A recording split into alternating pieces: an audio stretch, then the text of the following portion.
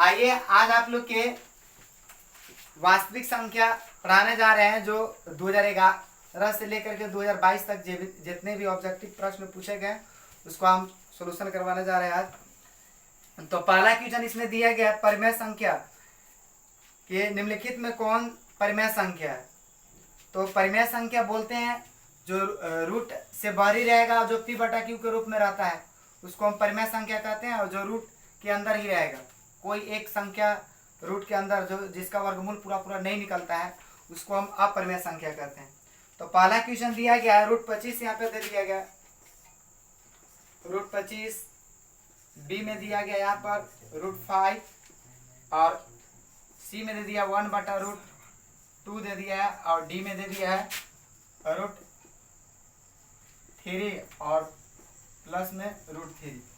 तो अगर देखिए रूट 5 के तो वर्गमूल पूरा पूरा निकलेगा ही नहीं, तो ये अपरिमेय संख्या हो जाएगा। इसका भी देखिए, इसका भी पूरा पूरा निकलेगा नहीं, ये भी, तो ये भी अपरिमेय संख्या है। इसको अगर लिखते हैं तो 2/√3 हो जाएगा, इसका भी अपरिमेय संख्या नहीं निकलेगा। जबकि 25 का वर्गमूल जो 5 निकलता है पूरा पूरा, जो रूट के बाहरी आ रहा है पी बटा क्यू के रूप में, ही चलते आंसर ये हो जाएगा। दूसरा क्वेश्चन पूछ रहा है कि अपरिमेय संख्या कौन है। अपरिमेय अपरिमेय संख्या, तो अपरिमेय संख्या पूछ रहा है। जो ऑप्शन दिया गया पहला में 1.3 पर बार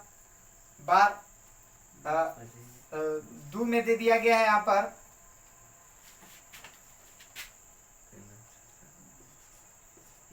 16 दे दिया गया है, सी में दिया है 9/27 और डी में दे दिया गया है √5 गुण √5 दे दिया। देखिए ये जो दिया गया है 1/3 पर एकरिंग, या बार भी कर सकते हैं इसको। अगर इसको निकालिएगा तो आ जाएगा, सब लिख करके इसमें से घट जाता है, और इसको लिखेंगे तो 10 के पावर आएगा, फिर यहाँ पर 1 और फिर 10 के पावर 0 आ जाएगा। करेंगे तो आ जाएगा इसका 12 बट्टा इसका आ जाएगा 9। जब काटिएगा तो आ जाएगा इसका 4/3। तो देखिए ये परिमेय संख्या हो गया। रूट अगर 16 के भी अगर निकालते हैं तो इसका भी आ जाएगा 4 का वर्गमूल। इसको अगर काटिएगा तो 3 1 बट्टा कट जाएगा 1/3 में, मगर इसका 1 का तो वर्गमूल होता है, मगर √3 का वर्गमूल नहीं होता। √5 अगर गुना कीजिएगा तो कट करके यहाँ पे आ जाएगा 5 आ जाएगा। तो आप देख सकते हैं सब आ गया, ये भी आ गया 4 बटा आ गया 3, ये 4 आ गया, ये 1/√3 आ गया, ये 5 आ गया। आप देख सकते हैं कि एक ही को संख्या जो रूट अंदर में है, तो आपको पूछ रहा है अपरिमेय संख्या, तो ये तो हो गया, ये परिमेय संख्या हो गया, ये भी परिमेय संख्या हो गया, लास्ट वाला भी परिमेय संख्या हो, मगर ये जो बचा है सी नंबर ऑप्शन यही हो जाएगा अपरिमेय संख्या। तीसरा क्वेश्चन दिया गया है कि यदि P और Q दो अभाज्य संख्याएं हैं तो उनका मसा निकालिए। 2 को दिए गए हैं, 2 को क्वेश्चन दिए गए हैं, एक P है और एक Q दिया हुआ है। P और Q दिया गया है और दोनों अभाज्य संख्या हैं। अभाज्य संख्या, दोनों अभाज्य संख्या के बारे में बोल रहा है, दोनों अभाज्य संख्या। तो बोले बताइए ये दोनों का मसा कितना होता है। तो सबको आप लोग जाने या पढ़े भी होंगे कि अभाज्य संख्याओं के मसा, 2 अभाज्य संख्याओं के मसा हमेशा एक ही होता है। इसमें इसका आंसर हो जाएगा 1 हो जाएगा। कभी कभी बोलेगा कि दो लगातार सम संख्याओं के मसा कितना होगा। तो जब 2 लगातार कभी सम संख्या के बारे में पूछे तो उसका मसा 2 हो जाएगा। अगर लगातार प्राकृतिक संख्या के भी मसा पूछ सकता है तो उसका मसा एक ही होगा उसका। अगला क्वेश्चन दिया गया है कि यदि P एक धनात्मक पूर्णांक है तो धनात्मक सम पूर्णांक के रूप में होगा। सम पूर्णांक के रूप में पूछ रहा है, तो सम पूर्णांक के रूप में कैसे होगा ये देखिए यहाँ पे। चौथा नंबर क्वेश्चन, चौथा नंबर पूछ रहा है कि यदि p एक धनात्मक पूर्णांक है तो धनात्मक सम पूर्णांक के रूप में क्या होगा। ऑप्शन नंबर 1 में दिया गया है 2p, और बी में दिया गया है यहाँ पे 2p+1 दिया हुआ है, सी में दिया है p, और डी में दिया गया है 2p+1 दिया हुआ है। यहाँ पे सम के बारे में पूछ रहा है। जो p को हम कह सकते हैं प्राकृतिक संख्या कह सकते हैं। प्राकृतिक संख्या मतलब कोई भी इसका मान रख सकते हैं, एक दो गिनती की संख्या को प्राकृतिक संख्या कब बोलते हैं। कोई भी यहाँ पे मान रखने के बाद में अगर सम या विषम या भाज्य संख्या कुछ भी मान रखने के बाद में सम आए तभी उसको हम कह सकते हैं, तभी उसको धनात्मक सम पूर्णांक कह सकते हैं। तो सब में बारी बारी से रखेंगे मान। अगर इसमें रखिएगा तो अगर मान लीजिए कि अभाज्य संख्या रखते हैं, अभाज्य 3 अगर p बराबर हम 3 लेते हैं, 3 लेंगे तो 2 गुने 3 और करेंगे तो यहाँ पे आ जाएगा 6 आ जाएगा। अगर इसमें रखते हैं p के मान अगर रखेंगे कितना यहाँ पे 3 रखेंगे तो आ जाएगा यहाँ पर 4 आ जाएगा।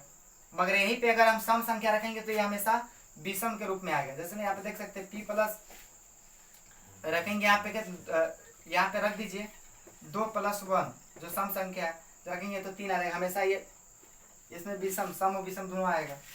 इसमें रखिएगा तो सम विषम दोनों आएगा। इसमें केवल इसमें विषम संख्या ही आएगा। तो इसका आंसर हो जाएगा 2p हो जाएगा। सम संख्या के बारे में अगर पूछे तो 2p आ जाएगा। अगर विषम संख्या केवल बोलता कि अगर पूछता कि p एक धनात्मक पूर्णांक है तो धनात्मक विषम पूर्णांक बताइए। विषम पूर्णांक के बाद में अगर पूछता विषम पूर्णांक के पूछता तो इसका आंसर हो जाएगा 2p+1 हो जाता। क्या है कि यहाँ पे अगर कोई के भी अगर मान रखते हैं, विषम भी अगर रखेंगे या सम रखेंगे तो हमें अगर यहाँ पे सम भी रखेंगे तो अगर मान लीजिए p के मान हम ले लिए 4 है यहाँ पे और प्लस में 1 आ जाएगा तो 4 दूनी 8 और प्लस में 1 बराबर 9 आ जाएगा। तो हमेशा ये विषम पूर्णांक ही देगा, ये हमेशा विषम पूर्णांक देगा। सम के बारे में पूछेगा तो ये आंसर हो जाएगा। अगर विषम के बारे में अगर पूछता तो ये आंसर हो जाता है, इसका हमेशा आ जाएगा। अगला क्वेश्चन दिया है कि किसका दशमलव प्रसार शांत होगा। तो दशमलव प्रसार शांत निकालने के लिए कह सकते हैं कि p/q, जबकि q का गुणनखंड 2 के पावर n गुने 5 के पावर m या 2 के पावर n या 5 के पावर m के रूप में रहेगा। उसी को हम क्या कर सकते हैं, दशमलव प्रसार उसका शांत होगा। और जिसका इसके रूप में नहीं होगा तो दशमलव प्रसार उसका शांत नहीं होगा, अशांत हो जाएगा। तो देख सकते हैं इसमें ऑप्शन नंबर ए में 15/400 दिया गया है। अगर यहाँ पे बोला है किसका दशमलव प्रसार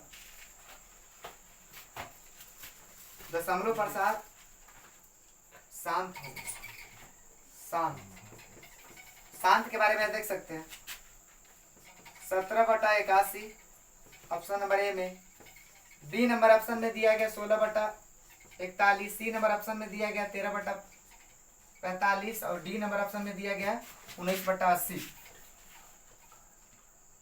19/80 दे दिया। अब सबके अगर गुणनखंड अगर निकालते हैं तो 17 इसको अगर निकालिएगा तो 3 के पावर 4 आ जाएगा, और इसको अगर निकालिएगा तो इसको निकलेगा ना, इसको निकालिएगा तो आएगा 45 अगर तोड़िएगा तो 3 के पावर 2 और 5 के पावर 1 आएगा। और इसको तोड़िएगा तो आएगा 80 का गुणनखंड कीजिएगा तो 2 से लगाएंगे तो 40, इसका 2 से लगाएंगे तो 20, इसका 2 से लगाएंगे तो आ जाएगा 10, इसका 2 से लगाएंगे तो आ जाएगा 5। तो कह सकते हैं कि 19/2 के पावर 4 गुने 5 के पावर 1, जो हमका अभी बोले यहाँ पर कि p/q, जबकि q का गुणनखंड बताए थे कि 2 के पावर n गुने 5 के पावर m के रूप में अगर रहेगा, इसी के रूप में रहेगा तो वही शांत होगा। अगर इसके रूप में नहीं रहता है तो अशांत हो जाएगा। तो देख सकते हैं ये भी अशांत हो जाएगा, ये भी अशांत होगा, ये भी अशांत होगा, मगर एक ही जो डी नंबर ऑप्शन है वो केवल शांत होगा। कि देख सकते हैं 2 के पावर n गुने 5 के पावर m के रूप में है, चलते क्या है, शांत हो जाएगा। अगला क्वेश्चन दिया गया शांत के बारे में पूछ रहा है, तो अशांत के बारे में पूछ रहा है। तो देख सकते हैं अगर इसके रूप में जो जो भी क्वेश्चन आ जाएगा उसको शांत कहेंगे, जो नहीं इसके रूप में आएगा उसको अशांत कहेंगे।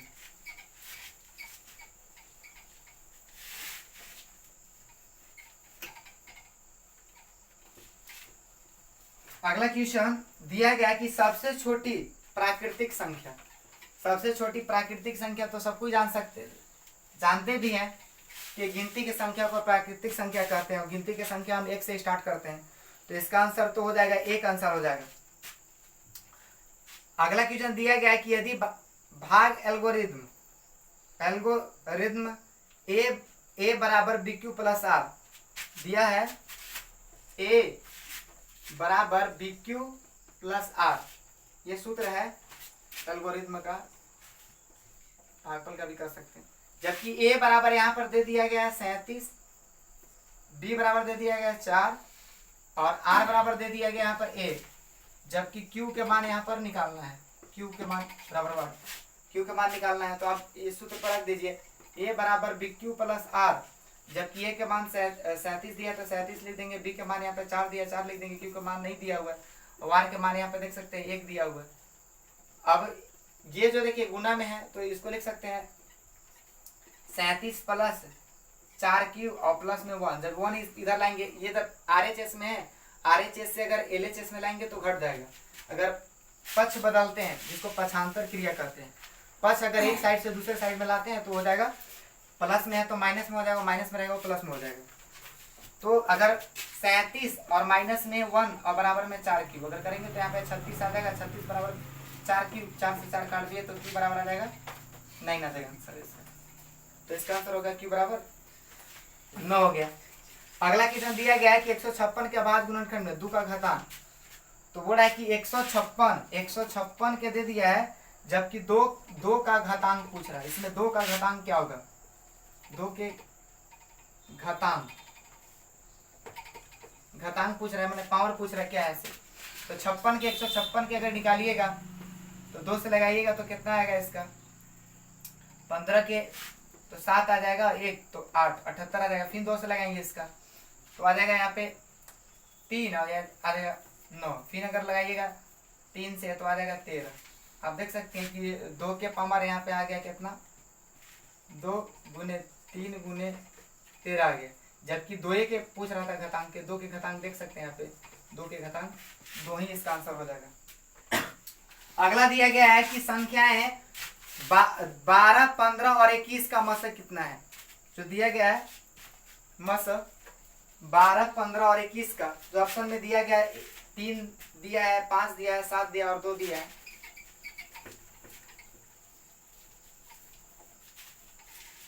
देख लीजिए यहाँ पे 12, 15 और 21 का, तो अगर 12 के अगर गुणनखंड अगर कीजिएगा तो 2 से लगाएंगे तो यहाँ पे 6 आएगा, फिर 2 से लगाएंगे तो यहाँ पे 3 आएगा, 15 के लगाएंगे तो आएगा 3 से तो यहाँ पे 5 आ जाएगा, 21 को अगर लगाएंगे 3 से तो आ जाएगा 7। यहाँ पे देख सकते हैं 2 गुने 3 आ जाएगा और 3 गुने 5 आ जाएगा, और यहाँ पे 7 के दिया हुआ 3 गुने 21 का दिया 3 गुने 7 दिया। देखिए 3 जो है वो सभी में कॉमन उपस्थित है।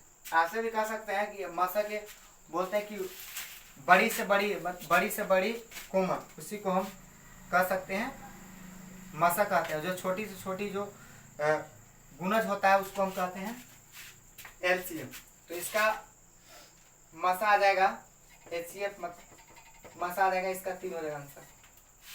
अगला क्वेश्चन दिया गया है, यदि 2 संख्याओं का गुणनफल दिया गया है 21 66 है, तो और मसा दिया गया 19, तो लसा निकालिए। देखिए सूत्र इसका होता है, लसा निकालने के लिए बोल रहा है तो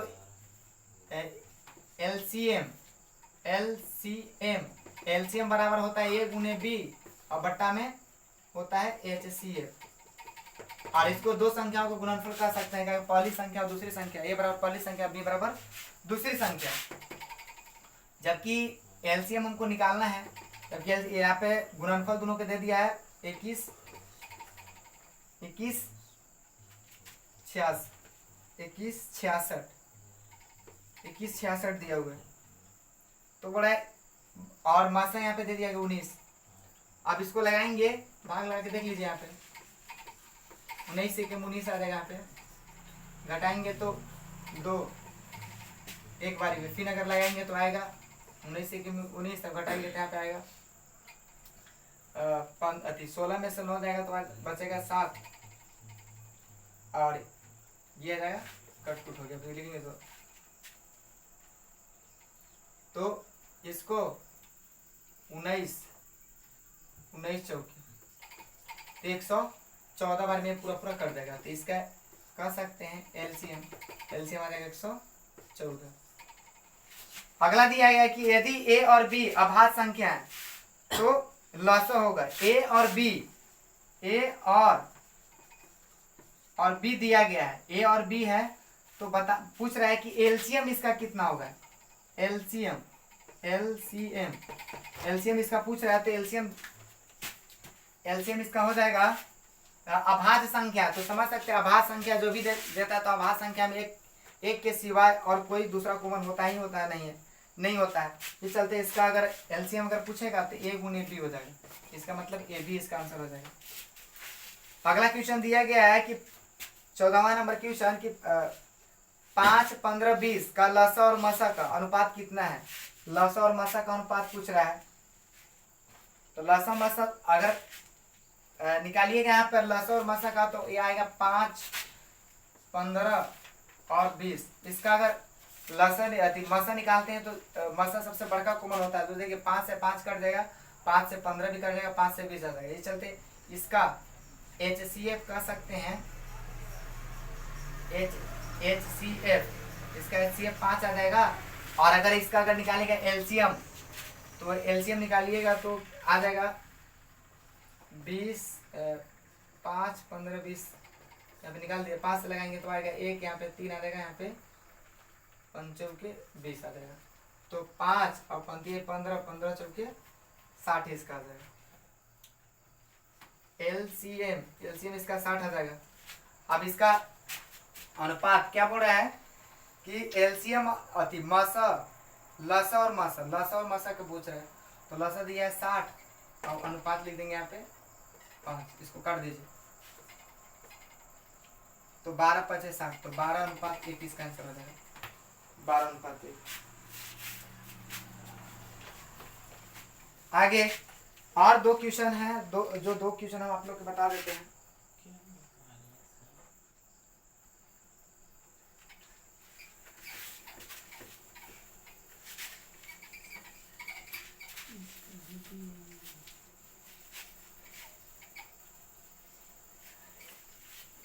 ये एग्जाम के दृष्टि से बहुत महत्वपूर्ण है, जो है ऑब्जेक्टिव में हमेशा पूछा गया और इस बार भी लग रहा है कि पूछेगा ही पूछेगा। और दिया गया यहाँ क्वेश्चन दिया गया है कि 0.105 का p बटा 2 के पावर n गुने 5 के पावर m का रूप में निम्नलिखित कौन सा होगा। जब इसका बोल रहा है तो आप सब जब देखिए जो दशमलव के बाद कितने अंक हैं इसके रूप में पूछ रहा है तो दशमलव के बाद अंक अगर निकालिएगा इसका तो 105 और बट्टा में हो जाएगा 1000 हो जाएगा। क्या कि 3 गो एक अंक के बाद 3 गो 0 के बाद में है, 3 अंक के बाद में है दशमलव तो 1000 रहेगा। अगर इसको अगर 5 से काटिएगा तो 5 एकम 5, 5 दूना 10 और 5 एकम 5 21 बार में कटेगा। और इसको काटिएगा 5 से तो 5 दूना 10 200 बार में कटेगा तो 21 बट्टा आ जाएगा 200। तो 21 अगर इसको अगर गुणनखंड की करते हैं तो 200 को तो 2 से लगाएंगे तो आएगा 100, फिर 2 से लगाएंगे तो आएगा 50, फिर 2 से लगाएंगे तो आएगा 25, फिर 5 से लगाएंगे तो आ जाएगा यहाँ पर 5 आएगा। जो ऑप्शन में दिया गया था यहाँ पर 21 को अगर तोड़ेंगे तो यहाँ पे देख सकते हैं 2 2 के 1 बार 3 आ रहा है, 5 5 2 बार तो इसको लिख सकते हैं 2 गुने 2 गुने 2 गुने 5 गुने 5 और लिखिएगा तो 21 बट्टा 2 के पावर 3 गुने 5 के पावर 2 जो इसका आंसर हो जाएगा। अगला बोला है कि सभाज्य संख्या। अभाज्य संख्या के बारे में तो आप लोग जानते ही हैं कि जो एक या अपने आप के छोड़ाकर किसी दूसरे संख्या से विभाजित ना उसी को अभाज्य संख्या कहते हैं। मगर सभाज्य संख्या बोलते हैं वैसी संख्या होता है जब 2 संख्याओं के अगर मस अगर 1 के बराबर अगर आ जाए उसी को सभाज्य संख्या कहते हैं। तो ये दिया हुआ क्वेश्चन 14/14,35 ऑप्शन नंबर 1 में सभाज्य संख्या में। और बी नंबर में दिया हुआ है 18/25 दिया हुआ है। सी नंबर में दिया गया है 13,52 और डी में दिया हुआ है 21/84। देख अगर पहले अगर इसको निकाले तो 14 और 35, तो यहाँ पे देख सकते हैं जिसका मसा 1 के बराबर होना चाहिए, HCF जिसका 1 के बराबर आ जाए उसी को हम इसमें कह सकते हैं कि सभाज्य संख्या कहेंगे। तो देखिए 7 के पारा में 14, 7 गुना 14, 7 5 35, तो इसको कह सकते हैं कि इसका HCF अगर निकालिएगा तो आपको आएगा 7 आ जाएगा। इसका अगर निकालिएगा तो इसको देखिए 13 चौके 52, 4 इसका आ जाएगा HCF इसका आ जाएगा 4 जाएगा। इसको निकालेंगे तो 21, इसका भी 4 आ जाएगा HCF। 21 चौके 84 होता है, ये आ जाएगा। अब यहाँ इसको अगर निकालते हैं HCF तो इसका एक ही आएगा HCF का है कि एक सम संख्या और एक अभाज्य संख्या, सम संख्या एक विषम संख्या, सम संख्या और विषम संख्या अगर ये दोनों का अगर निकालते हैं तो किसी के पारा में जो दोनों का कॉमन दोनों में से कुछ हो ही नहीं सकता, सिर्फ एक ही कॉमन दोनों में होगा, इस चलते इसका 1 हो जाएगा HCF। तो इसमें सभाज्य संख्या कह सकते हैं कि बी नंबर ऑप्शन सही हो जाएगा इसका। बस आज के लिए इतना ही रखते हैं। अगला वीडियो हम बहुपद के बना के ऑब्जेक्टिव डाल दिए थे जो एग्जाम पूछे गए थे वो प्रश्न। अगला पॉइंट में हम आप लोग के 2 4 वाले रेखीय समीकरण बताएंगे। अगर आप लोग के वीडियो अगर अच्छा लग रहा है तो आप लोग लाइक और सब्सक्राइब कीजिए, और अगर जो क्वेश्चन आप लोग के समझ में नहीं आ रहा है वो आप कमेंट कर दीजिए, उसको हम फिर से सोल्यूशन कर देंगे अगला वीडियो में। बस आज के लिए बस इतना ही।